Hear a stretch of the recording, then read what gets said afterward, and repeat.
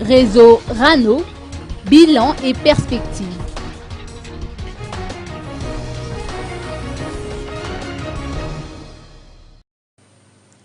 Les partenaires techniques et financiers regroupés au sein du réseau RANO sont intervenus dans une centaine de projets au cours de cette année.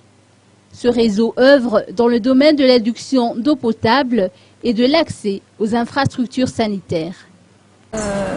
En quelques mots, on peut dire que le bilan du réseau RANO, encore une fois, est positif. Pour preuve, tous les ateliers qu'on a fait au cours de l'année ont vu l'engouement des participants, autant les élus représentant des communes, des Foukontales, autant les acteurs techniques, c'est-à-dire les ONG et associations qui œuvrent sur les projets d'adduction d'eau potable, d'assainissement et d'hygiène dans les milieux ruraux et urbains, autant la présence du ministère aussi qui vient toujours en masse avec des équipes techniques et qui participent vraiment dans ces ateliers. Le réseau RANO se veut aussi porteur non seulement d'information et de partage d'expériences et d'échanges, mais c'est un réseau aussi qui pourvoit les acteurs d'outils autant que faire se peut. Cette année, donc, par exemple, on a édité et diffusé le cahier technique de la gestion intégrée des ressources en eau, qui a été la thématique débattue, voilà un an de cela, lors du même atelier qu'aujourd'hui. On peut également dire qu'en termes d'appui conseil et d'accompagnement des porteurs de projets, la collaboration au niveau des antennes du site et au niveau aussi des directions régionales de l'eau a continué. Nous conjuguons toujours nos efforts. Il y a eu effectivement une campagne qui a déjà été commencée depuis 2013 de renforcement de capacité de cette direction régionale en partenariat donc avec le site pour pouvoir mieux informer et orienter les porteurs de projets, les communes dans toutes les régions.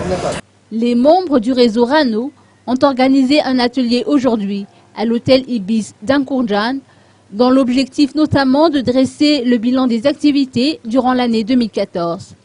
Il s'agit également de parler de perspectives d'avenir.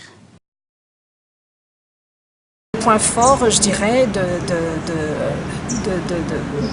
positif de l'année 2014 pour RANO, c'est d'avoir réussi avec des partenaires au niveau de l'océan Indien de mettre sur pied le réseau océan Indien des acteurs de l'eau et de l'assainissement.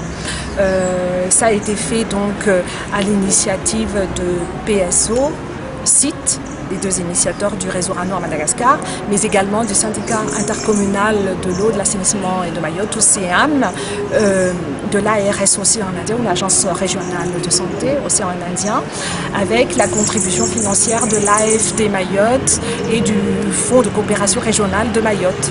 Donc c'est un grand succès, puisque si au niveau de l'Océan Indien on nous plébiscite et on nous copie, ça veut dire qu'on a du succès et ça veut dire qu'on travaille efficacement. Avec des moyens modestes, le réseau RANO a pu tout de même réaliser plusieurs projets relatifs à l'assainissement de base, entre autres. C'est en tout cas l'avis de Armangaréman Ranjem, secrétaire général du ministère de l'eau. Notons que le budget affecté au projet d'adduction en eau potable ne représente que 3% du budget de l'État.